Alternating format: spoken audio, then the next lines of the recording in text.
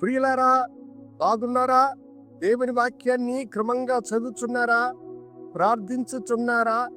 నేటి ధ్యానవాక్యము ద్వితీయోపదేశకాండం 28వ అధ్యాయము 8వ వచనం. నీవు చేయు ప్రయత్నములన్నిటిలోనూ నీకు దీవెన కలుగునట్లు యెహోవా ఆజ్ఞాపించును.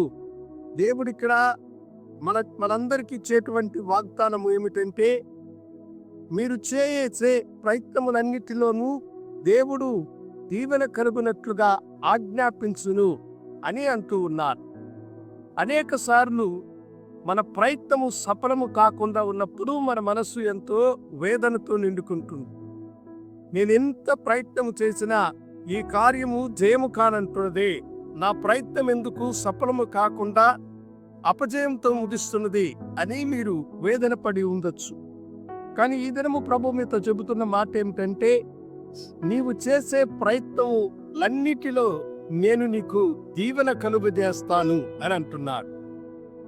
నీవు చేసే ప్రతి ప్రయత్నమును దేవుడు దీవెనకరముగా దానిని మార్చే కృపను ఆయన నీకు అనుగ్రహిస్తూ ఉన్నాడు. ఇంతవరకు నీ ప్రయత్నములో నీవు సఫలము కాకుండా పోయి ఉండొచ్చు, కానీ ఈ దినము ప్రభు అంటున్నాడు, నీ ప్రయత్నాన్ని నేను ఆశీర్వదించి దానిని దీవెనకరముగా మార్చెదను అని. యోసేపును గురించిన వాగ్దానమును మనం చూసినప్పుడు, యెహోవా అతడు చేసినదంతా వర్ధిల్ల చేసెను అన్న మాటను మనం చూస్తూ ఉన్నాం. కనుక యోసేపు చేసిన ప్రతి ప్రయత్నమును దేవుడు దీవించినాడు, ఆశీర్వదించినాడు. కనుకనే ఐగుప్తు దేశమునకు కలిగిన గొప్ప కరువుని అతడు మార్చి దేవుని ప్రజలందరికీ కూడా, భూమి మీద ఉన్న జనులందరికీ కూడా ఆశీర్వాదకరముగా 7 ఏండ్లు ఆహారము దొరుకునట్టుగా అతడు తన ప్రయత్నమును సఫలము చేయనట్లుగా దేవునికి సమర్పించుకున్నాడు.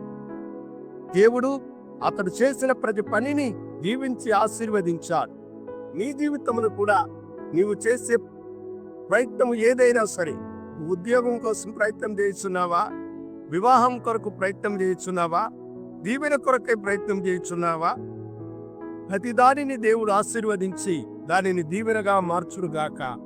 ప్రార్థనలో రాత కూడా ఐక్యమించండి. గరుడా, నీ బిడ్డలు చేయి ప్రయత్నాన్ని ఆశీర్వదించుమని యేసు నామమున అడిగి వేడుకొచ్చున్నాము తండ్రి. ఆమేన్. శుభోదయం. ప్రభు మిమ్మల్ని దీవించుడుగాక.